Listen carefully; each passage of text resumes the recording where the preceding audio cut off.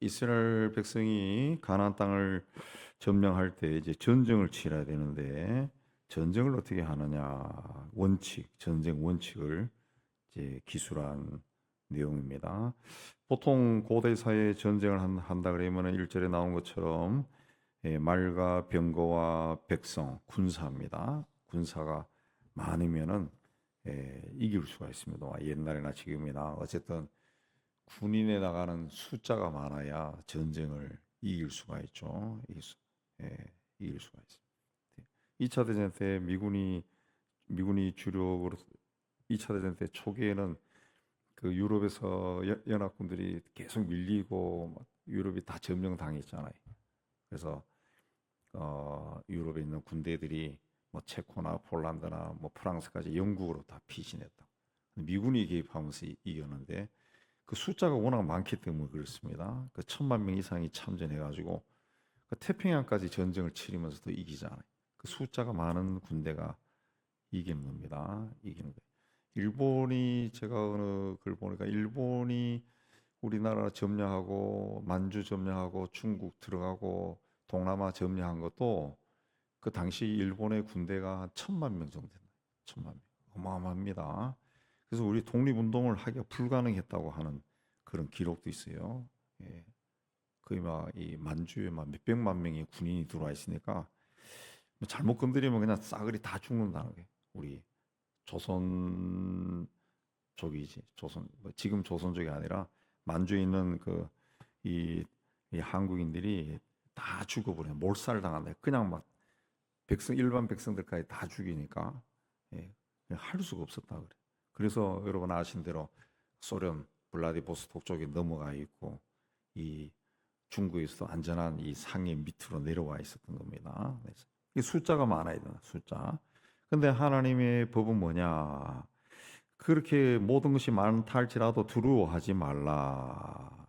애굽 땅에서 너를 인도하여 내신 내 하나님 여호와께서 너와 함께 하신.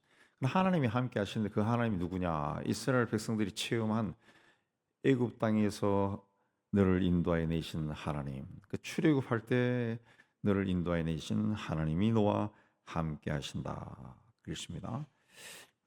그러니까 우리가 어떤 인생 살아가면서 어떤 이 굉장히 험악한 일을 만나고 힘든 일을 만나도 그걸 이겨나갈 수 있는 사람은 어떤 사람이냐? 과거에 하나님이 자기를 도와서 어떤 난간을 헤쳐나갔던 경험이 있는 사람들이 보통 이겨나간다. 조금만 기다립시다. 참자. 기도하자. 그렇게 해서 이제 이겨나가죠. 이겨나죠. 근데 처음 그런 걸 경험한 사람들은 그걸 이겨나기가 힘듭니다. 힘듭니다. 왜? 하나님이 자기에서 어떻게 역사하시는지를 체험한 적이 없고 또 본인이 하나님에 대한 어떤 그 신앙이나 믿음이 별로 없어요. 성경을 열심히 읽고 그렇게 해서 성경 속에서 말씀하신 하나님의 음성을 듣고 하나님이 이런 분이구나.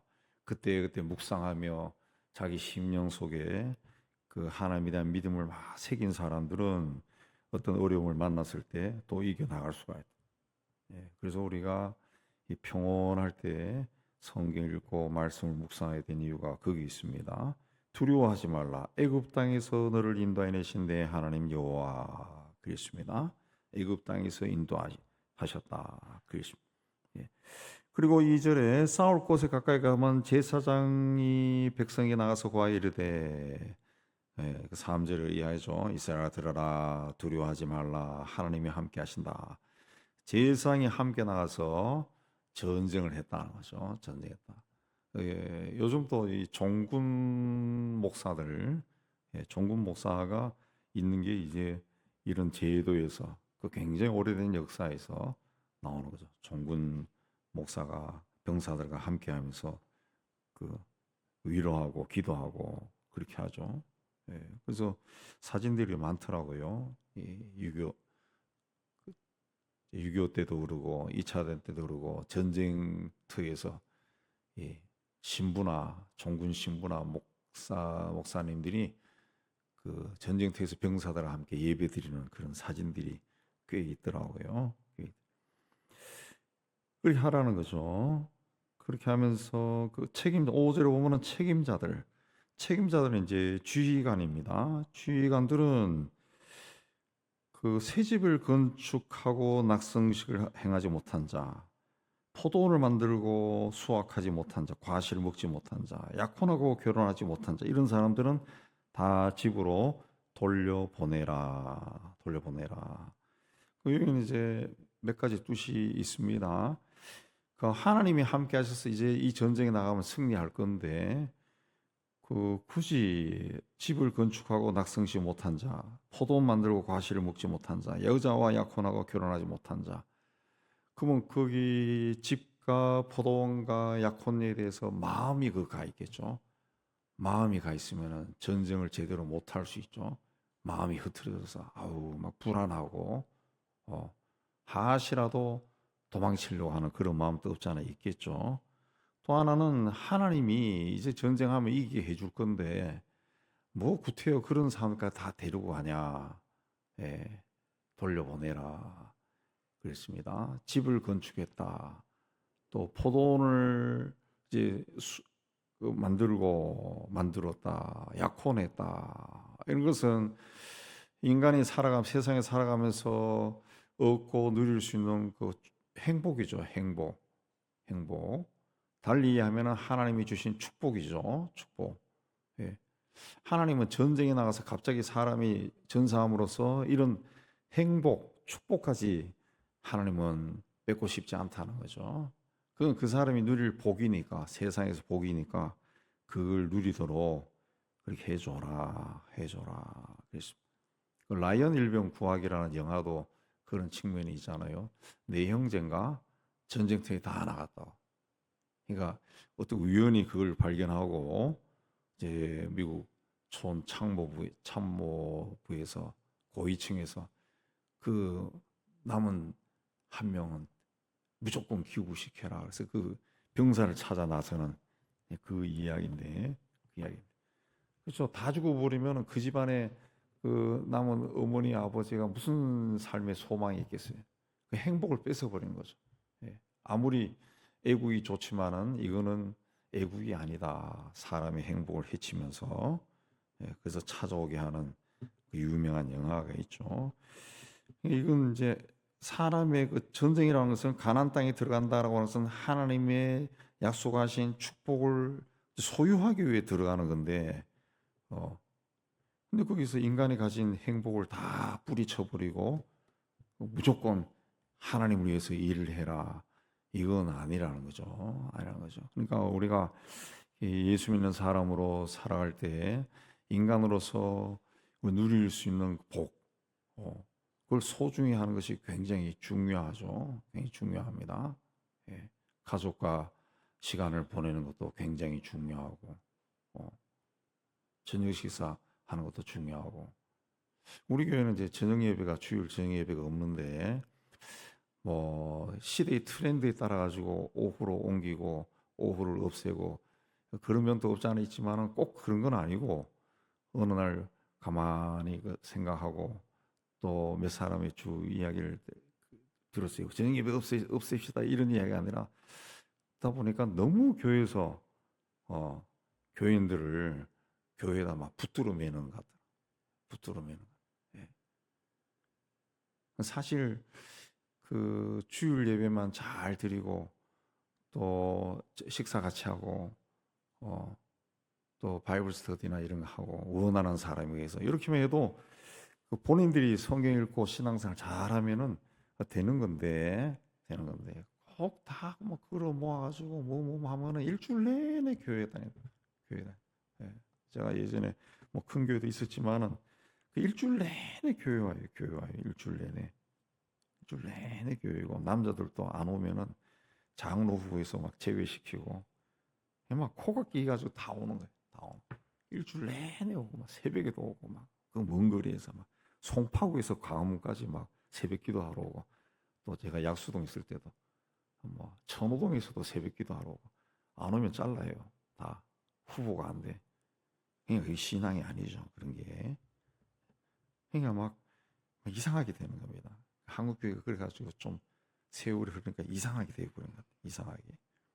그 사람이 하나님은 사람을 자기 형상을 닮은 자로 창조하시고 세상에 보내셨는데 그래서 사람을 창조하시 하나님의 영광을 돌리게 한다는 건데 하나님께 영광 돌리는 것이 교회에 붙들어 매고 예배만 드리고 기도만 하고 교회 일하고 막 청소하고 이런 거에서 막 붙들어 맨 게 아니라 세상 살 때 인간으로서 누릴 수 있는 복을 누리게 한 거죠. 예, 재밌게 살게 한 거죠. 예. 제가 어떤 분 신이시랑 크리스찬의 그 글을 한번 읽어보니까 자기가 이제 3, 40대는 열심히 돈 벌어가지고 그렇게 살았더라고. 40대 중반인가? 한 10년 정도는 그 하나님이 지은 세상이 얼마나 아름다운가 그걸 구경하러 다녔대요. 온 세상 우리나라도 방방곡곡에 걸어도 다녀보고 자전거도 타보고 차로도 가보고 예, 방방곡곡에 그게 그 나이가 들어 지금 거의 80 다 돼가는데 그게 그 돌아보니까 정말 잘한 것 같더라. 그냥 하나님에 대한 어떤 하나님이 창조한 세상을 막 다양하게 보고 들었으니까 그게 기억 속에 남아 있으니까 이 참 좋더라. 심지어는 그 어떤 그 수완도 좋더라고요. 평택에서 그 상선을 타고 그 아랍과 아프리카를 거쳐서 유럽까지 갔다든가 몇 달 동안 그러면서 광활한 바다에서 바다를 보고 묵상하고 성경 읽고 선언들도 하고 이야기하고 그런 독특한 경험도 하셨더구만. 예. 이게 이 하나님이 지은 세상에 대한 아주 막 풍성한 경험을 한 것 같아요. 심지어 히말라야까지 가서 그 고지에 있는 티베트 사람들하고 자기 주머니에 있던 사탕을 나눠 먹은 이야기. 예. 티베트 아이들하고 티베트 아줌마하고 그 참 보통 사람이 하기 힘든 건데 그 본인 이야기가 이제 자기와 함께 하시는 하나님이 자기에게 성령이죠. 그 말씀하실 때 그대로 순종했다. 뭐 그런 게 나오더라고요. 그런 이야기. 그 인간이 그 세상 살면서 그렇게 그 복을 누리는 겁니다. 그게 굉장히 중요한 거죠. 굉장히 중요한. 저는 그래서 우리가 매일 세끼 먹는데 그 맛있는 음식을 먹는 것도 복인 것 같아요. 복인 거. 대충 먹는 것이 아니라 그렇다고 제가 맛있는 거 찾아가지 않습니다. 제 뭐 먹는 거는 스타일은 정해져 있고 동네 음식점은 왔다 갔다 하지만 그것도 참 복인 것 같아요. 복인 것 같아요. 예. 지금은 제가 나이 들어서 많이 먹지도 못하고 가기도 싫고 그러지만은 젊었을 때는 제 나름대로 그 원칙이 생겨가지고 한 달에 한 번은 내가 제일 좋아하는 음식 먹으러 간 적이 있어요. 원칙을 세워서 혼자서 가서 혼자서 먹으면서 굉장히 행복했던 그런 느낌도 있는데 하나님은 우리가 사는 이 세상에 그냥 확 던져놓고 내가 너와 함께한다 두려워하지 말라 내가 너 인도할게 그런 막 약속만 막 쏟아놓고 그런 분이 아니라는 것이. 예. 하나님 여전히 우리와 함께 하시죠. 함께 하시는데 하나님이 지은 세상을 눈으로 보고 손으로 만지고 느끼고 그래서 행복하게 살라는 거지. 농사 지어서 그 농작물 걷어가지고 그걸로 밥도 해먹고 과일도 따먹고 네가 열심히 해서 집도 지어보고 뭐 집 못 지으면은 벽지라도 새로 바꿔보려고 자꾸 뭔가 하면서 새롭게 하라 그렇게 한 겁니다. 그러니까 이 복을 우리가 이 복이라는 것도 막 세상 욕심을 가지고 자기가 하고 싶은 걸 막 끌고 모으고 지고 막 수단 방법을 가리지 않고 이런 것을 하나님이 이야기한 것이 아니라 사람으로 살면서 누릴 수 있는 거 누리라는 거죠. 가족을 거느리고 가족과 함께하고 그 인간으로서 살면서 누릴 수 있는 그 복이라는 게 있잖아요. 기본적인 복. 그건 충분히 누리라 그 이야기입니다. 그 전쟁에 나갈 때 그리고 또 마음이 허약한 사람, 연약한 사람 또 데려가지 말라. 그런 사람들 데려가면 주변에 있는 사람들도 함께 두려워지니까 8절에 마지막에 보면은 낙심한 전쟁이 진다는 거죠. 그렇게 하면은 예. 그래 백성들을 이렇게 지휘관들은 잘 관리해라. 그리고 어느 10절에 가면은 어느 전쟁을 할 때 어떤 선거로 할 때 먼저 화평을 선언해라. 화평을 선언해라. 하나님 원칙은 화평입니다. 그 화평에 화답해서 성문을 열면은 그냥 조공을 바치게 하고 섬기게 하고 그렇게 하고 화평을 거부하면은 전쟁을 해서 거기 있는 모든 것을 다 남자는 다 쳐 죽이고 여자와 유아와 가축과 모든 것은 탈취물로 삼아라 삼아라 그랬습니다. 삼아라 삼아라 그랬습니다. 왜 이렇게 하느냐 하면 이걸 보고 하나님이 잔인하다 그렇게 이야기하는데 왜 그렇게 하는가 하면은 이들은 그 가난한 사람들은 우상을 섬기던 사람들입니다. 우상을 섬기던 사람. 예. 근데 하나님께 우상을 섬겼다, 범죄했다는 거죠. 범죄했다. 하나님을 떠나간 사람. 예. 하나님께 대적했던 사람. 예. 하나님을 그 겉으로는 뭐 고개 숙이지만은 속으로는 전혀 믿지 않는 그런 사람들. 그런 사람들. 그런 사람들. 예. 그러니까 그런 사람들을 다 정리하라 그랬습니다. 15절에 가면은 멀리 사는 사람들, 예, 내게서 멀리 떠난 성읍들, 곧 이민족들에게 속하지 않은 성읍들에게는 이같이 행하려니와 내게 기업으로 주시는, 그러니까 멀리 사는 사람들에게는 화평을 취해서 평화를 선언하고 그들이 그렇게 하면은 받아주고 그렇게 한다. 왜 그러면 멀리 산다 하면은 나하고 직접적인 관계를 맺지 않고 영향을 끼치지 않은 사람이죠. 예, 우리가 뭐 중국에 사는 사람인데 영향을 받을 이유는 없는 거죠. 그러나 우리 동네 사람에게는 영향을 받을 수가 있는 거죠. 영향을 받을 수가 있습니다. 예.